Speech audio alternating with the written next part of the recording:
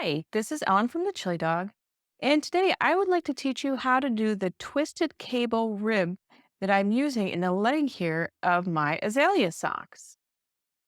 A twisted cable rib is just a little variation on basic 2x2 ribbing. So the majority of the pattern is just like 2x2 ribbing, where you would knit two, purl two, knit two, purl two, knit two, purl two, across or around whatever you're making. The difference is that every fourth row or round, you add this little twist in the two knit stitches. And the good news is it's really easy to do. You don't need a cable needle or anything.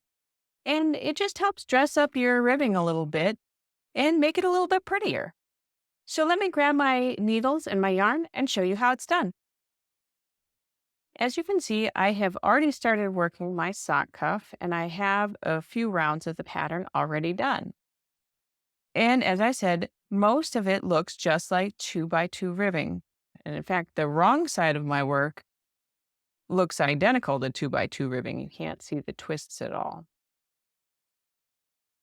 To make the twists, every fourth row, whenever you get to a pair of the two knit stitches, you're going to do something just a little bit different to twist those two stitches.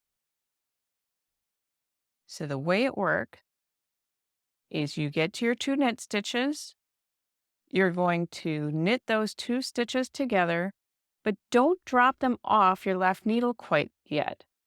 Instead, what you need to do is you need to knit one more time just into the first of the two knit stitches. And then you can drop them off your needle, and that causes the two stitches to twist. So then you would continue on.